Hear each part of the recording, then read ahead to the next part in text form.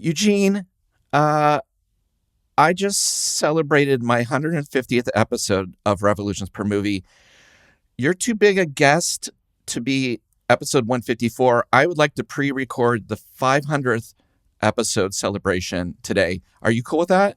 Sure. I'm very comfortable with that. Okay. My guest today is Eugene Mirman.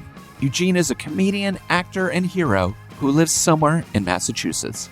He voices Gene on Fox's Emmy Award-winning animated series Bob's Burgers, and his new stand-up special and comedy album, Here Comes The Whimsy, his first in 10 years, is out now. He's also the co-founder of Pretty Good Friends, a comedy production company and record label with longtime partner Julie Smith-Klim. They make comedy specials and albums and other funny things, including the long-running Eugene Mirman Comedy Festival and the documentary film about the festival called It Started as a Joke. Eugene's appearances on TV and film include Flight of the Conchords, Delocated, Archer, Broad City, Last Week Tonight with John Oliver, Inside Amy Schumer, Aqua Teen Hunger Force, the Bob's Burgers movie, Fletch, and a bunch more. In fact, the New York Times said, Mirman's stand-up is infused with a warm and cheerful sense of the ridiculous, and it gives me great pleasure to welcome to my 500th episode of Revolutions Per Movie, Eugene Mirman. Hi, Eugene. Hello. How are you? I'm great. Doing this show almost 10 years now, and having the privilege of seeing 3 Sparks documentaries come and go in my lifetime. Never thought that would happen. Just before we got on, I was slid a note card saying, Eugene would love to talk about What the Hell Happened to Blood, Sweat, and Tears, a film that came out a couple years ago. So this is exciting because this is my first episode of a film I have not yet seen. Okay. But the great thing about it is the show will go where it goes. Yes. Before we talk about this band we barely know about with this amazing story, with a film that I haven't seen, I need to talk to you about your record label. I grew up with comedy albums and that special theater of the mind where something just happened on stage that people are losing their shit over, but I don't know what it is. And that even happens on your new album, Here Comes The Whimsy, because I listened to it first before I watched it. Yeah. And there's a moment where you're doing Q&As and someone's asking for, what can I do to help, with the pain of being rejected as an actor. I think I just make a face of like, yes, it's true. And I mean, that's the sort of, it's so funny because I grew up listening to so much comedy. So, I'm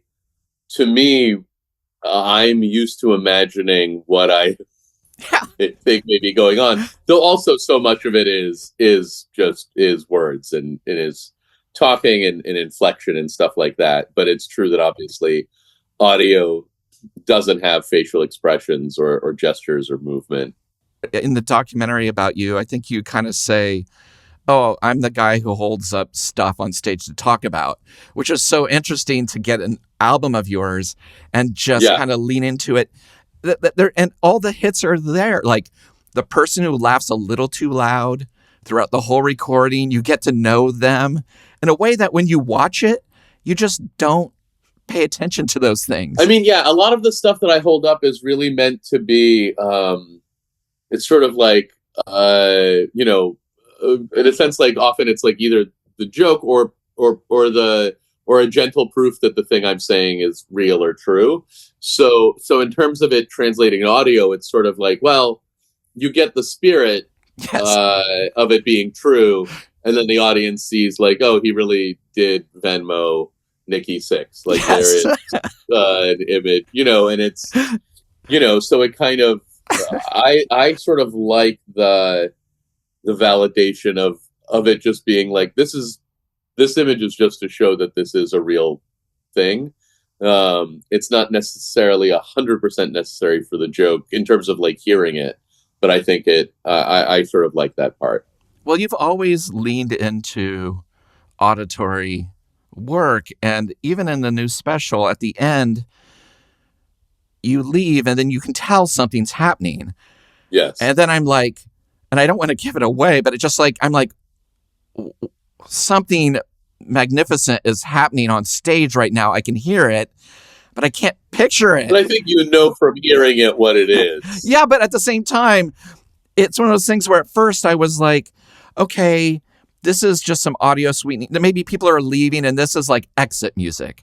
But then the way the audience is just there reacting, I still don't know if you're part of the movement that's going on stage, if you've left the building. Yeah, that may be a dysrhythmic part of it, but yes. Yeah, it's killer. I love it. Thank you. But, you know, I also have to talk to you about this. Yes. Your 7 LP box set, I'm Sorry You're Welcome, that was put out on Sub Pop.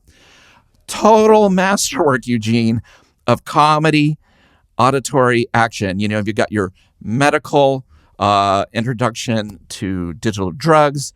You've got an album of crying, including side 2, which is I Simply Keep Crying for 25 minutes. Legit. Yeah. How did you do the crying record? You know, so what's funny is you would think that the part that's hard is just crying, but actually, what's actually hard is that once you do it and you're like, okay, that's the joke. I did it. I cried for, I forget, around 45 minutes or something, like kept crying. And then you're done. And then you can put a sticker on your album saying featuring over 45 minutes of crying, which is really sort of the joke. So you're doing this dumb, exhausting thing for a joke of a sticker. And then you have to listen to it over and over to make sure there are no audio mistakes. And so all these sort of dumb, like, here's me making sound effects and here's this, like, let's make sure a sound effect didn't get on the wrong thing and there's an accidental voice. And so the thing that's so funny is me and my 2 friends, Matt and Christian, who made the record, and then Nick, who mastered it, like, you know, we all listened to each of those things several times to make sure the audio was correct. So what's sort of funny about it is, like, yeah, the joke and the performance and the sort of strain of that is one thing, but then actually just making sure there's no audio glitches is sort of the 3rd or 4th time I think I listened to the crying, I was like, oh boy, this is it. Let's hope this version remains, has audio stability. Oh, it's brutal enough as a band listening to songs. I can't handle mixing or mastering. It makes me crawl out of my skin. I can't tell up from down anymore. But like on your, comprehensive sound effects library, you have 198 sound effects. Yeah. Pretty comprehensive. Yeah, TV audience clapping at food, living helicopter complaining about its blades hurting. Do you just you have like a list of 198 things? No, I think it's a mix. So yeah, I certainly, things like the helicopter, I think I wrote out a ton of stuff and then probably did a bunch of takes. And then probably also, like, what I don't remember, but I bet is the case, is I bet there are 100 sound effects or 200 that, like, I was like, let's cut that one. Oh, bonus. Yeah, so there is probably, yes, could we release, like, for instance, I remember there being a volume of jokes meant for animals. And then, I think I did, like, literally 1 or 2 or 3, and I was like, oh, I don't think I can actually come up with enough.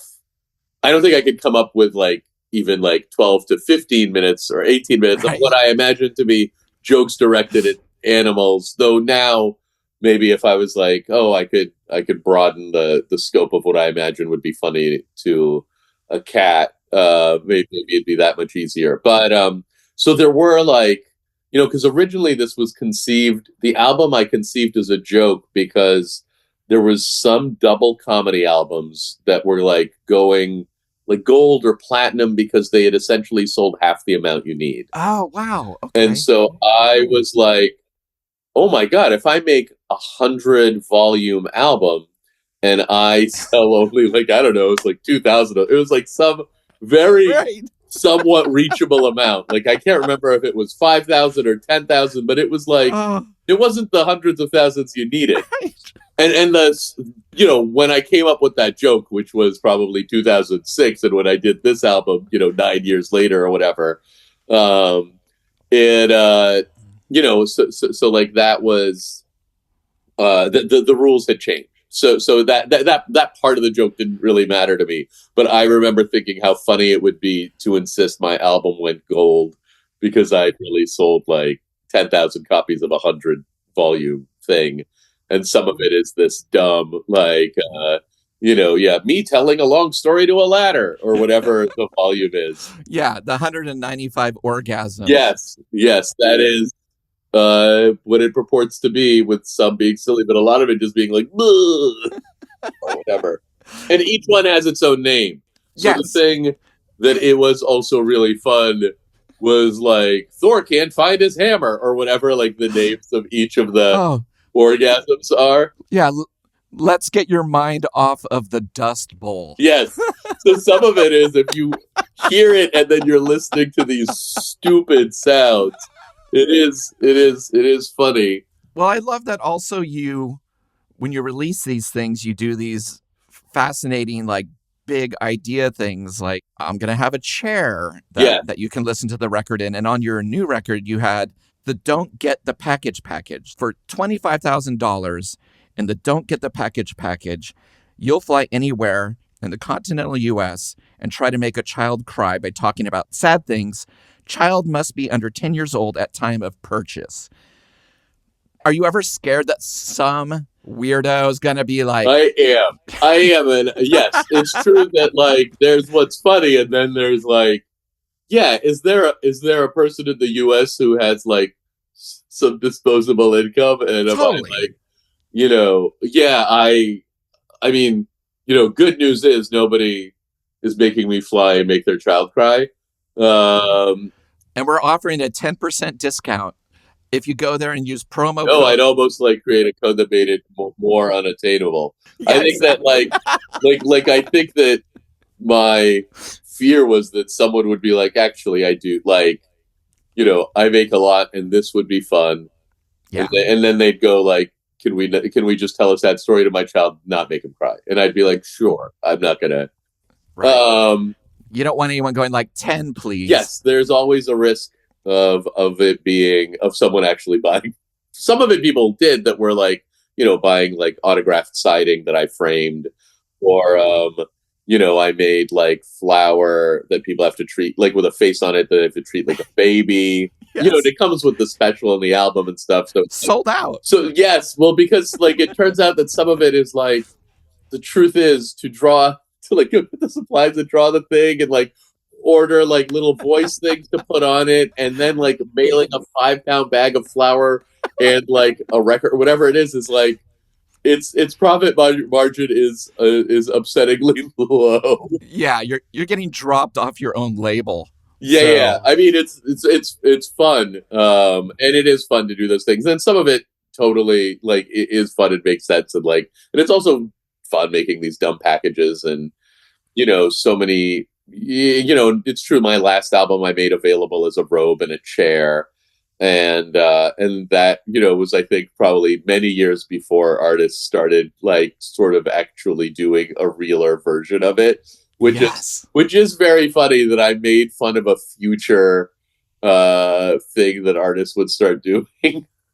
We've talked about the comedy album, but growing up there was also the comedy live theatrical film. Like you'd go see Gilda, you'd see Gilda Radner's film, or you'd go see Richard Pryor, or and then you had like Groove Tube and Tunnel Vision. It was just like comedy was still a thing that like you could go buy a ticket for. Yeah, I don't know if I saw. I mean, I was probably too young. Meaning, like, I don't know if I saw like one of the Beverly Hills Cops in a movie theater. Right. I would have been too young to go see like Eddie Murphy's special in a theater, but definitely I watched like HBO Young Comedian special. I watched like Emo Phillips live at the Hasty Pudding special. I watched a ton of Robin Williams live at the Met. Like I watched lots and lots and lots of sort of hour-long comedy specials. But more than that, actually, I really listened to like the sort of vinyl or cassettes of a lot of stand-ups. But yeah, I had like Steve Martin records and Oh my God, the You know, best. I love collecting comedy records, you know, and I like finding odd records and listening to them and being like, who is this person? And, you know, some of it like makes sense. And some of it is like, well, this is way too specific about Richard Nixon. Yes, yes. I remember for the Gildner Radner record, I would work the volume level to turn down the swear words in the house because I just knew they were coming and I didn't want to be told, you can't listen to this record. Yeah, yeah. You know, and a lot of the words I didn't even know. So I Right. missed them. They just went over my head. Yeah, yeah. Yes, it's true that listening to certain records when I was in like seventh or eighth grade and listening to them again later, I was like, oh, now I know what this is. Even like references, random like weird references to drugs or whatnot, or philosophers like you know, or whatever it is, like just knowledge that was outside of a eighth grader's sort of canon. You talked about the hour-long specials, but at some point, it also started getting very conceptual. Like there were prologues and preludes to Yeah, a special, like, Vegan on his way to the complaint store. You have to like kind of frame it like there's a storybook endings, kind of, you know what I mean? yeah, yeah. And like there's little interstitials, and that seemed to be a big thing for a I while. mean, I think lots of specials used to start with a little video intro. I think like that's been a common thing since probably, I don't know if it's the 80s or 90s. And Okay. I mean, some of it was like, you know, either I think for Comedy Central, they had suggested something. And then I think Bobcat might have, like, we might have just done some filming before you know, we did a bunch of like random stuff at this sort of odd cowboy ranch set. That, Yes. like, It's meaning, impressive. I think it's like where like maybe Three Amigos was filmed partially and like stuff Okay. like that. I believe, I think what I'm saying is true. And so, you know, we filmed some stuff and then some of it was used and some of it wasn't, or some of it is during the credits. So yeah, I think like, and we had for this special considered doing, you know, because you know, not to give away necessarily too much, but there's a bit where I mail tap shoes Yes. to a restaurant, and you know, as a result, I had to go to a store, like a store that sold tap shoes, and there turns out to be one suspiciously close to my home, like just 2 or 3 miles away. And I went and I was like, I need to buy 50 tap shoes, and the guy's like, well, what size? And I'm like, any size, all the sizes, it doesn't matter.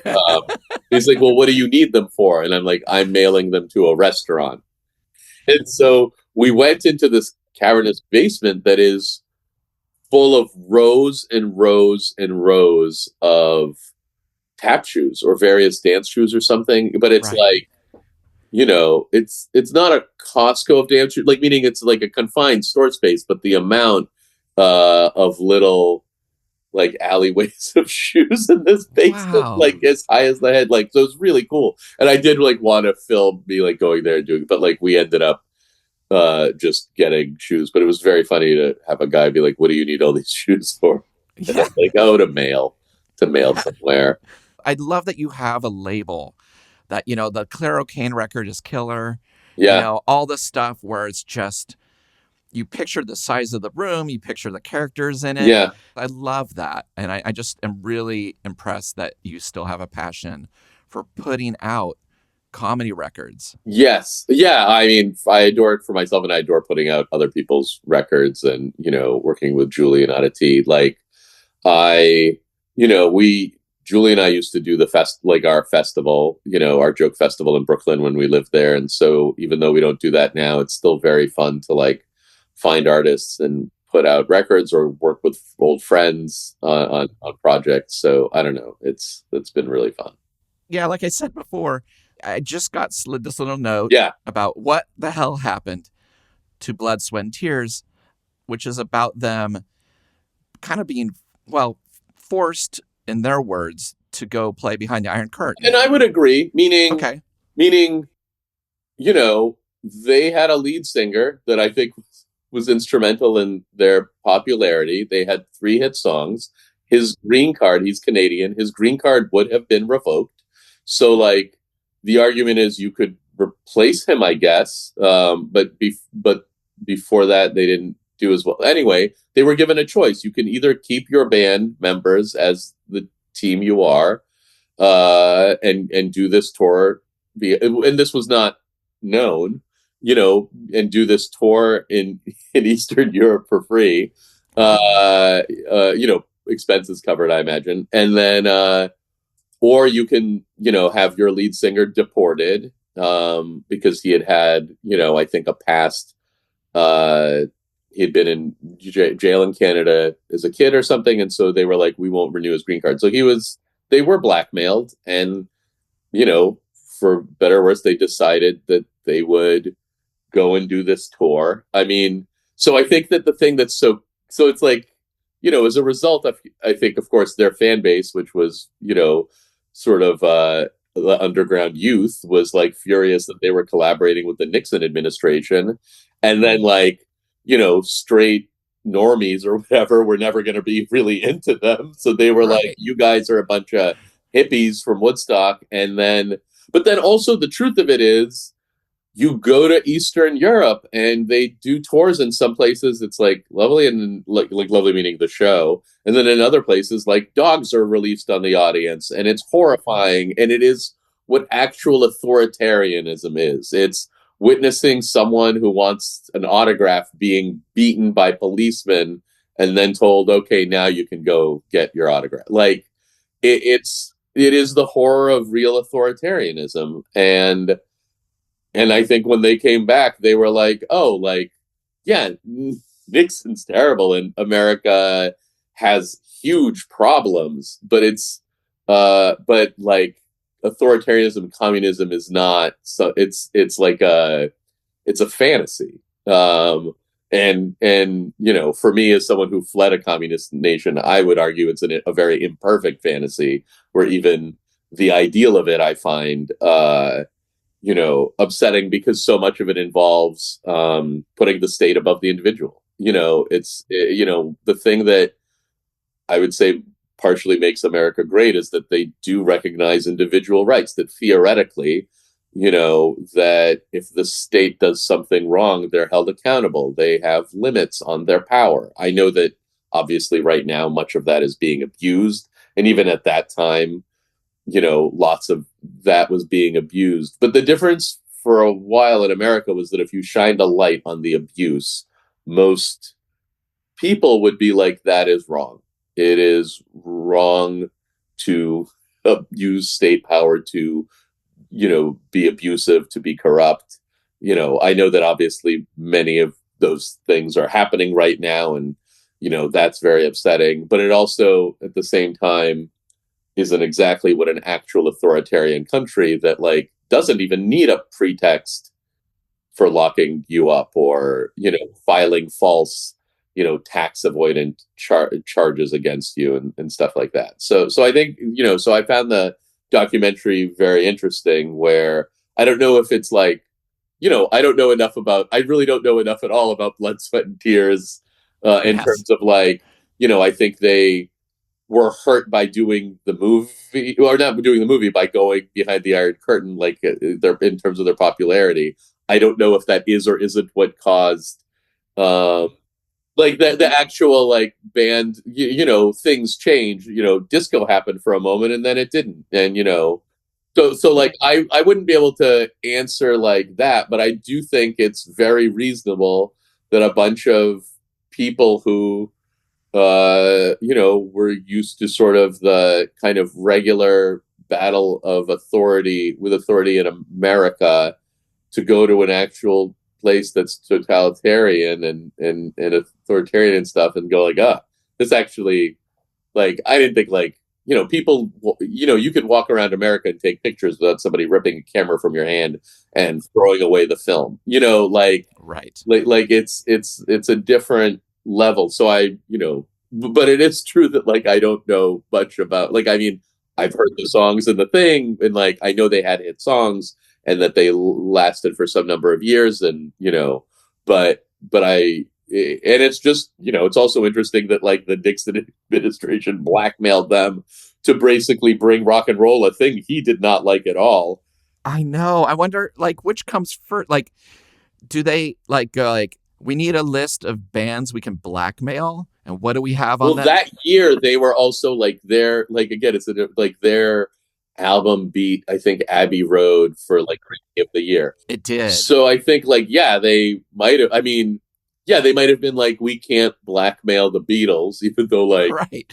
but also they had, I think it's like they had a Canadian singer who had a green card. It wasn't like, and I don't know enough to know like, could you just get a visa for to work for 2 years? My assumption is if the president of the United States would like to stop you in 1970 from being a successful band in the US by revoking, your ability to work here, he could do that. There's a history of bands going over to play, and they tend to then be put out on a laser disc or whatever, like Billy Joel or whatever. That was maybe in the 90s when like, and again, even I came here as part of, there's moments where Russia, to appease the US and certain, like, would do certain things. So I was part of a wave of, and I don't know how many, it's like some number of thousands of like Jews that were let out, as refugees at the time. And so, and then yeah, I think towards the 80s and 90s there was like Billy Joel, there were like things, and they were maybe the first, like this movie in 1970 might have been the first time that that a US band essentially went behind the Iron Curtain. And then the other thing was like, weirdly, because America was trying to establish sort of improve relations, they actually didn't want the stuff that was particularly awful that the band had witnessed to be known, to be in the world. So it was this strange thing of like sending them as artistic emissaries, and then they witnessed things that they were like, oh, this is really horrible, like this is genuinely oppressive, in a very total way. And contrasting it to the also, like, obviously America had also all its own problems and its own oppression, but I think that the amount that it was that in authoritarian countries it's so whole. Yeah, but I think but then when they came back and they were like, it's actually a little imperfect, people were like, you're treasonous traitors to the cause. And they're like, well, he saw like people get beat up and dogs, like, and again, like that, I don't know, I think that it was hard because they were like, oh, it's not everything we were hoping it would be. Did they talk about in the documentary how they kind of were allowed to have a documentary crew with them, and how what happened to the footage for so long? So yeah, I think they eventually found some of it. I mean, a lot of it was all basically confiscated by the State Department. Some of the stuff that that they filmed that actually turned out the State Department didn't want out, and neither did like Romania, where it was particularly awful. They actually had like swapped, basically Romania intentionally X-rayed canisters, and they knew that they were going to try to somehow destroy the film. So they had swapped it out the night before, and they so basically the Romanian government X-rayed blank film canisters, and then the real ones were snuck out, and along with photos and various things. But I think the State Department, I mean, and who knows if they still have it or not, but essentially they had final say over the film. And so what was made, I think, was some sort of very milquetoasty, like Tor vlog video thing, that no one, that was for no one in particular. Like, it wasn't like, maybe it would be fun for fans of the band. It's just people sitting around probably in airports and then playing songs. It doesn't show any of the sort of like craziness, and a lot of that. So there's like footage from that era that might be from this 1 hour thing that was discovered during the making of the film, but a lot of it is, interviews and just their accounts. Just doing the show now for 500 episodes, there are bands that I'm still shocked have not had a music documentary made about them. There's no Wired documentary yet. There's like a 1 hour BBC television special about The Fall. Well, I think it depends if people want, like, meaning, like, some people may want or not want their story. Like, they might be like, I make music and I don't really want to talk about myself or life. So, yeah, certainly I watched a great deal of Behind the Music in the early 2000s, I But believe. those are done, right? Long gone. No, that's all done. But meaning, like, I can't remember, but, like, I don't know if I would have been like, I don't know that I would have known to say, like, there has to be a Motley Crue behind music. And now I'm sure there've been the movies and various, 17. yeah. So it's like, but at the time of whatever this was, like, behind the music, it's not like meaning they were all very interesting bands that whether I necessarily was interested in the band or not. Right. And similarly, this documentary I found very fascinating, whether it's like, totally, like, whether it explains sort of what happened to the actual band or not, or why they were or weren't popular at a time. I think the idea that a essentially, like, sort of hippie underground band, or like that's their audience, sort of was blackmailed by like Henry Kissinger to go and play in Romania, and then have them be like, "Fuck, Romania's not great." Like, it's just very interesting. Um, and then, like, there's something really funny about very reasonable people that coming back and being like, no, like, I'm just like, nobody was, it's not like they were like, the Vietnam War is good. They were like, no, the Vietnam War is still a terrible idea. But did you know that the way communism is working right now is really, really upsetting? Well, it's funny too, because the band, I do know, had trouble with the counterculture even before this, because like they played like Caesar's Palace and people were Yes, like, people were furious at that. That it might have been also, I can't remember, that might have been after. It's so funny to me that, like, there's a venue, like, all of it. Like, I remember when people were mad at bands for having music in commercials, and now that's so, like, that no one buys music.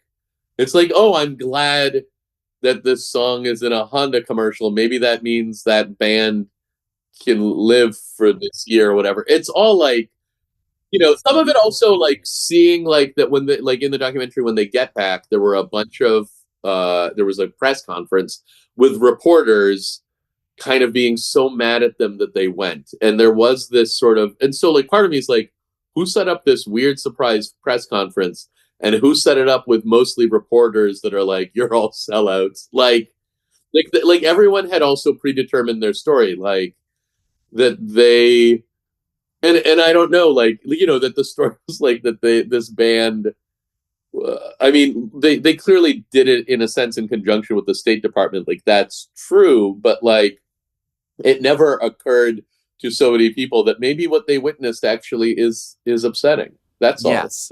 Like it's not like it's the worst, and like again, it's just more that they witnessed stuff that was upsetting, and then, yeah, they also played Caesar's Palace. So now the idea that, like, I that there's a band that could play a venue that you think you like, you know what I mean? Like, I don't think there's a venue that REM could have played that would make me go like, I don't like that they played that theater.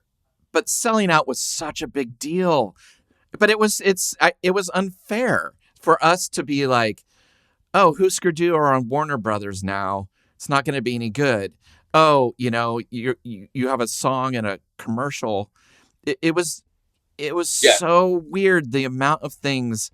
When I was on Sub Pop, the amount of things we turned down to just be like, no, we're not going to put our song in a Nike commercial. It'd be the end of our career. Well, that's the other thing. It's like, some of that stuff, yes, it's true. Like, it wouldn't be worth having a song unless the amount of money could allow you to keep making music and live forever. Right, which you should. So, like, it's true that it's still a business consideration, but there's also companies that you could be in a commercial for that people would like. Again, Nike might be a particularly controversial company, where another company, people might be like, I don't know, I have no strong opinion of Michelin tires. No, it was unfair and it was unnecessary, but it was where we were at, because we'd all come up through the underground together, and then all of a sudden things were popping through, and it's like, I'm happy to hear Stereolab in a commercial now. I'm happy to hear. I heard like I think I saw 3 different commercials with La Tigra songs in it. And I'm like, fair enough, go Yeah. for it. But I think now also people are aware that like no one's buying records. At that time, people Right. also did buy records. So like it's now touring, merchandise and sort of, and commercials or whatever, like having your song in a TV show or movie are probably now the main avenues. Like streaming, the amount it pays so little that it's like, like odd. Obviously like things like Sirius XM and stuff do pay artists. So like you can make some money played on radio, like on sort of, I guess, like ye old radio or ye space radio. But, so now I think people are like, all right, well, if Toyota's the only one that's going to pay you, that's fine. And I don't know how much you make from if you make a video that, 10 million people watch on YouTube, maybe that's something. But that's probably not an easy bar, and it's probably not enough for 5 people to live off of. Yeah, definitely. Did this selling out notion apply to the comedy world as well? I think it just depends, who you are and what you're sort of known for. Like, I don't know if people would have cared. Like, no one offered me a commercial, or actually, I made some sort of weird radio. I made a commercial with a company that was like 4 radio stations that aired in a bunch of cities. But again, like, I think it was very on point. It was based on a video I had made. Right. And then I think to a degree, but I think it just depends. Like, meaning, I don't know if I had been on some. I don't know. I don't think if I was on some sitcom. People. There were also like shows that people really liked and shows that people didn't. I don't know. I think it's a mix. I think it's. I think if I was in like, if it was the early 2000s and I was in like a McDonald's commercial, maybe that would have, annoyed people. But but McDonald's didn't want me. And I don't know, like, at the time also, I was used to just like sleeping on a futon on the ground. So Right.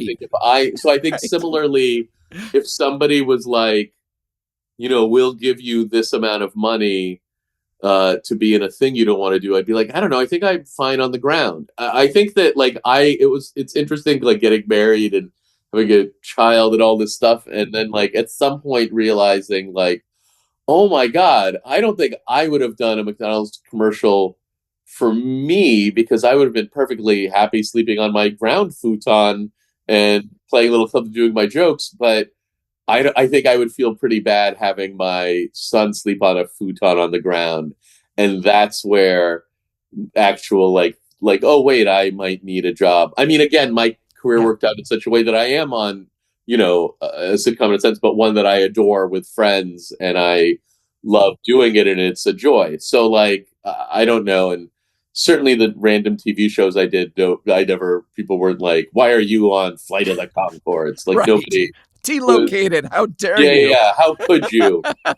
So like, I don't know. I think some of that notion, but again, getting work and doing things that were sort of fun or interesting were never the thing that was seen as selling out. So I think for comics, and then a lot of the comics I know that were in whatever commercials, like, they were also broad enough that it's sort of very reasonable that they're in a commercial, and their, fans are perfectly happy that they're in a commercial. And I think now, similarly, people, again, unless it's like, I think if I did a commercial for like AI, maybe people would be like, for AI data centers, or like even claim like, they're not so bad. Like, that would probably be off-putting to people. But I think if I was in a commercial for some soda, people would be like, I don't know. Yeah, like, totally. Like, maybe he wants to, like, really make sure his kid's college is totally set. Right. So like, I think like it just depends. I think if I currently did an ad for a data center, people would be like, not cool. What is it like recording a Bob's Burgers soundtrack kind of song-oriented album?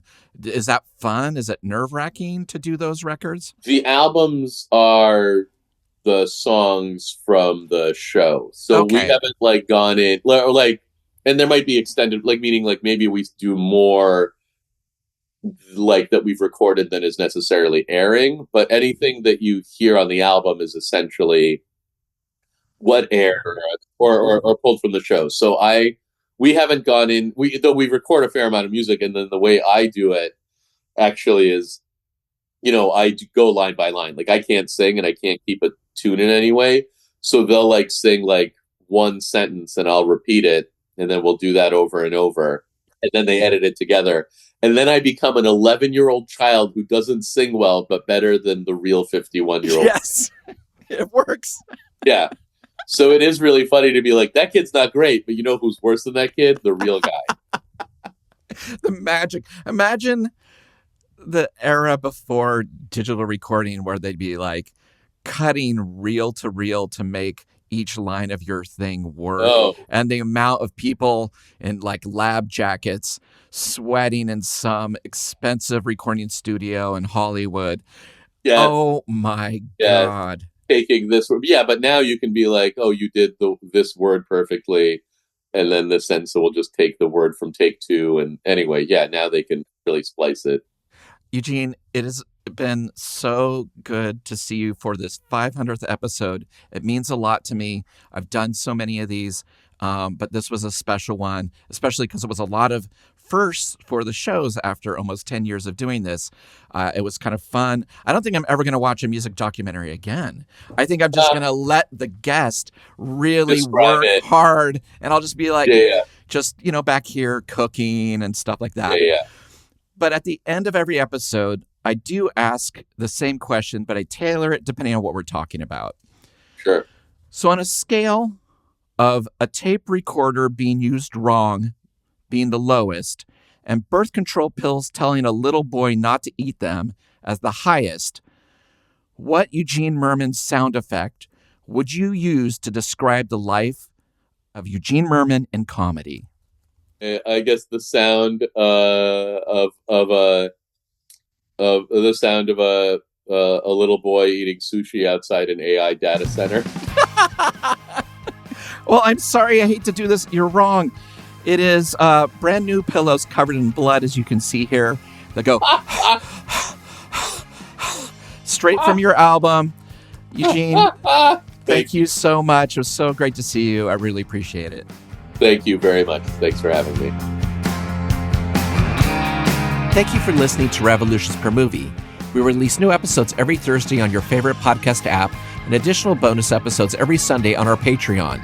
The show is a completely independent affair, so the best way to support the show is through our Patreon at patreon.com/revolutionspermovie, where you can get weekly bonus episodes and shows, exclusive limited edition flexi discs and records and CDs featuring guests that have appeared on the show, and other exclusive goods sent to you just for joining. You can follow us on social media at Revolutions Per Movie and also find out more information about our various guests in the episode show notes. Thanks again, and we'll see you next week. Bye.